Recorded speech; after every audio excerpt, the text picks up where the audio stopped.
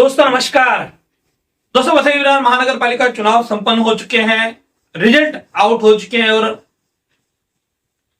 महानगर पालिका मेयर महापौर के चुनाव की तैयारियां भी अब शुरू हो चुकी है। लेकिन इसी बीच एक खबर ऐसी निकलकर सामने आ रही है जो कई लोगों के लिए टेंशन पैदा कर सकती है। यह खबर है 16 नगर सेवक की खतरे में पड़ने की।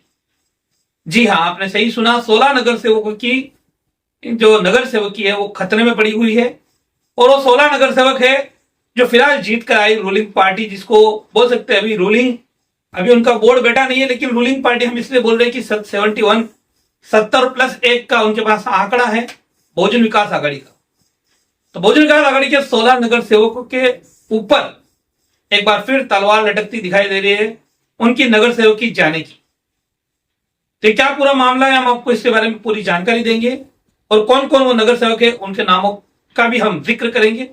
लेकिन उसके पहले आपको बता दें कि आगामी 3 तारीख को महानगर पालिका का मेयर का चुनाव होना है और कल शुक्रवार को 30 तारीख को सुबह नाम निर्देशन पत्र भरे जाएंगे। जो इच्छुक उम्मीदवार है वो अपना नाम निर्देशन कर सुबह भर सकते हैं। उसकी छाननी और आगे की प्रक्रिया कल होगी और 3 तारीख को मेयर का चुनाव होना है। 3 तारीख को ये स्पष्ट हो जाएगा कि वसई विरार में कौन मेयर बैठ रहा है। लेकिन जो एक खबर में लेके आया हूं, जो खबर की मैं बात कर रहा हूं, उसमें 16 नगर सेवक अगर अयोग्य घोषित होते हैं उसके बाद समीकरण क्या रहेंगे, ये भी अपने आप में एक बड़ा विषय रहेगा। तो मामला जुड़ा है 16 नगर सेवकों से। उनके खिलाफ वसई के दीवानी न्यायालय में सिविल कोर्ट में याचिका दायर की गई है कि इन्होंने जो शपथ पत्र दिए उसमें मिसलीडिंग ऐसी इंफॉर्मेशन दी, गलत इंफॉर्मेशन दी है। इनके खिलाफ मामले है और उन्होंने उसको छुपाया है, उस वजह से इन्हें अयोग्य घोषित किया है। ये 24 जनवरी 2026 को यह शिकायत वसई के सिविल कोर्ट में रीट दायर हुई है और कोर्ट ने इस रीट को अलाउ करते हुए 5 फरवरी की तारीख दी है। 5 फरवरी को इस पर आगे की सुनवाई होनी है। सोशल मीडिया में तमाम तरह की चर्चाएं भी शुरू है और कुछ इससे जुड़े पोस्ट सोशल मीडिया में लगातार वायरल हो रहे हैं। यहां हम आप इसको स्क्रीन पर जो दिखा रहे हैं टेबल, वो भी सोशल मीडिया में वायरल है। और उसी के हवाले से आपको बता दें कि नितिन ठाकुर, जो कि हाल ही में भारतीय जनता पार्टी में शामिल हुए, उनको कर्ता धर्ता बताया जा रहा है। नितिन ठाकुर जो है इस याचिका में कर्ता धर्ता बताए जा रहे हैं। तो आपको बताते चले 16 नाम जो है वो आप इस लिस्ट में देख सकते हैं। हम एक के बाद एक नाम आपको दिखाते जाएंगे और उसके सामने क्या कारण लिखा हुआ है वो भी हम आपको जरूर दिखाएंगे। तो पहला नाम है, मैं बार बार जिक्र रिपीट नहीं करूंगा, लेकिन आपको बता दूं, पहले टेबल में पहले नाम पर, पहले क्रमांक पर याचिकाकर्ता का नाम है, दूसरे क्रमांक पर प्रतिस्पर्धी उम्मीदवार है जिसके खिलाफ तो ये शिकायत गई है, रीट गई है, और तीसरा उसमें क्या कारण है, कारण लिखा हुआ है। तो पहला नाम है नितिन जगन्नाथ ठाकुर। इन्होंने आशीष जयंत वर्तक के खिलाफ रीट दायर की है। उसमें इन्होंने इनका आचरण, भ्रष्ट आचरण बताया। इन्होंने बताया कि ये जीत कर आए, इन्होंने अपना मालमत्ता और फ्लैट्स, दुकान इनके पास जो है, जितने हैं उससे कम दिखाए हैं और इस वजह से इन्होंने जो शपथ पत्र भरा है वो मिसलीडिंग था। ये अपात्र घोषित होने चाहिए। दूसरे नंबर पर यशोधर नितिन ठाकुर ने शिकायत की है आसिफ जमील शेख की, जिनके ऊपर भी भ्रष्ट आचरण और अपात्रता का ये लगा हुआ है। उम्मीदवार विरुद्ध अनधिकृत बांधकाम एक MRTP कायदे अंतर्गत फौजदारी खटला प्रलंबित आहे। इनके खिलाफ MRTP के कायदे के गुना है, ऐसा मेंशन किया गया। तीसरा नंबर पर श्रीमती वैशाली संदीप सोनवणे, इन्होंने श्रीमती लता रणधीर कामले जो कि बहुजन विकास आघाड़ी की है, उनके खिलाफ रीट दायर की है। इनके ऊपर ऐसा दावा किया जा रहा है कि 12/9/2001 के बाद इनके बेटे बेटी हुए हैं और इस वजह से ये अपात्र है। यह कायदा आप जैसे भी जानते हैं कि 12/9/2001 के बाद किसी के 2 से तीसरा पुत्र या पुत्री नहीं होना चाहिए। 2 से अधिक संतान अगर 12/9/2001 के बाद है तो वो चुनावों के लिए अपात्र माना जाता है। 14 नंबर पर श्रीमती निर्मला मनोज पागे, इन्होंने श्रीमती संतूर सुरेश यादव, इनके खिलाफ इनका भी दावा है कि उम्मीदवार के पति कुटुंब उनके खिलाफ अनधिकृत बांधकाम का बीएमसी का नोटिस है।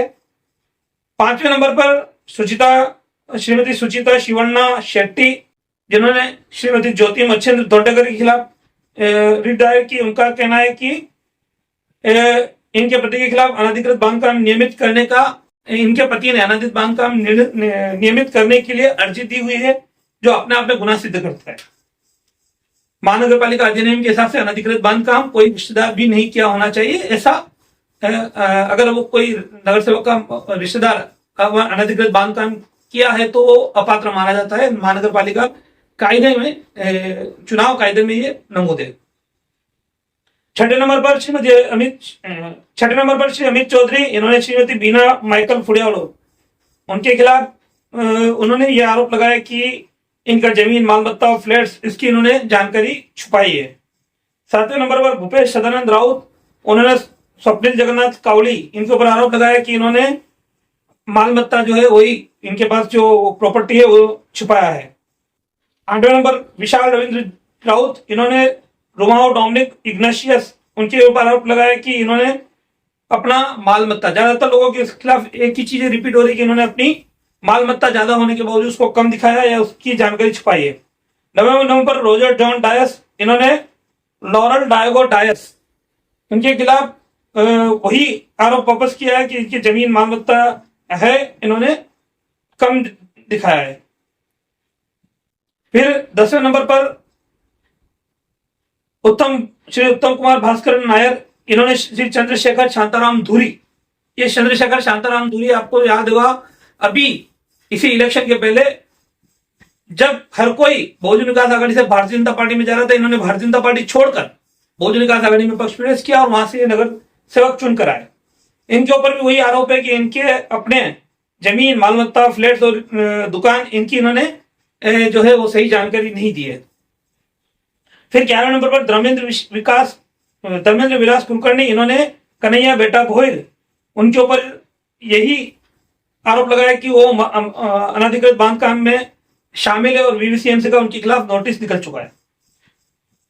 फिर 12वें नंबर पर अभिषेक कल्याण सिंह, इन्होंने अरशद जैनुल्लाह चौधरी, उनके खिलाफ आरोप लगाया, जिसमें इन्होंने यही कहा कि इनके खिलाफ अनधिकृत बांधकाम किए हुए का महानगर पालिका का नोटिस। हालांकि अरशद चौधरी ये नाम है वो हर कोई जानता है और उनके खिलाफ कई मामले हैं। उनके अरशद चौधरी लगातार चर्चा में इलेक्शन के समय भी बने हुए थे। 13वें नंबर पर महेश रामू धनगड़ा, भाजपा से, इन्होंने जयंत शंकर बसवंत, उनके खिलाफ वही अनधिकृत बांधकाम का महानगर पालिका का नोटिस होने का आरोप लगाया। 14वें नंबर पर श्रीमती हर्षला प्रवीण गवाड़े, उन्होंने श्रीमती दीपा सुजेल पाटिल, इनके ऊपर भ्रष्टाचार, मालमत्ता अधिक होकर मालमत्ता की जानकारी छुपाने का आरोप लगाया।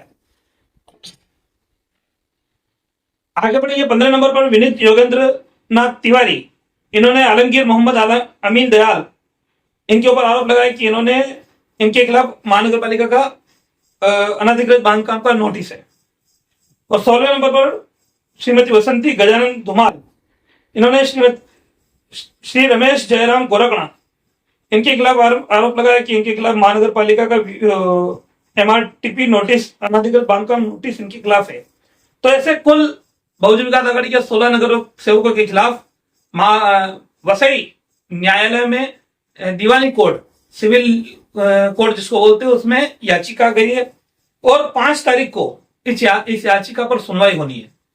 अब इस याचिका से कोर्ट में क्या होता है नहीं होता है वो आगे की बात है, उसको हम फिलहाल अभी बात उस पर कर नहीं सकते कि कोर्ट का अपना वो अधिकार क्षेत्र है, उसमें हमें बोलने का कोई राइट नहीं है। लेकिन जिस तरह से ये शिकायत गई है, अगर वाकई में इन पर कोई इनके खिलाफ अगर इस तरह की मान लीजिए इंक्वायरी होती है जैसा वो मांग की गई है याचिका में, और इंक्वायरी में ऐसा कुछ निकल के आता है, तो क्या वाकई में इनकी नगर सेवकी जाएगी, रद्द होगी? और अगर ऐसा हुआ तो काफी बड़ा उलटफेर हो सकता है। आप सभी जानते हैं वैसे जो भी फिलहाल मैंडेट जो है वो मैंडेट कुछ इस तरह से कि 70+1 बहुजन विकास आघाड़ी यानी 71 का बहुजन विकास आघाड़ी का पूरा आंकड़ा है। 70 बहुजन विकास आघाड़ी के अपने चुनाव चिन्ह पर और एक कांग्रेस के चुनाव चिन्ह पर 71 है। और वहीं विपक्षी भारतीय जनता पार्टी के पास 43 और शिवसेना शिंदेगढ़ के पास 1, ऐसे 44 नगर सेवक है। अब कुल नगर सेवकों की संख्या 115 है, उसमें मेयर के लिए 58 की संख्या जरूरी है। ऐसे में अगर कायदे अनुसार अगर कायदा जो है वो अपात्रता कायदा उसको देखा जाए तो अपात्रता कायदे में जो नगर सेवक अपात्र पाया जाता है तो उसका निकटतम प्रतिद्वंदी जो दूसरे नंबर पर आया होता है उसे नगर सेवक मनोनीत किया जाता है नियमानुसार।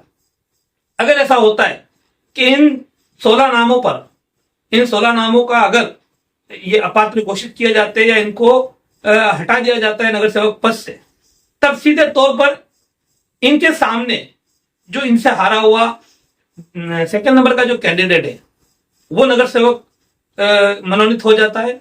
और ऐसे में सीधे तौर पर बहुमत जो है वो भाजपा शिवसेना की तरफ आ जाता है। तो आंकड़ा 44 और 16 स्टार्ट हो जाता है।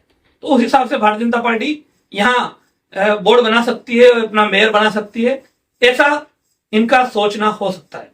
तो फिलहाल 5 तारीख तक का सबको इंतजार है। 5 तारीख को वही कोर्ट में क्या होगा उस पर नजरें रहेगी और क्या ये उलटफेर हो सकता है, ये एक बड़ा सवाल रहेगा।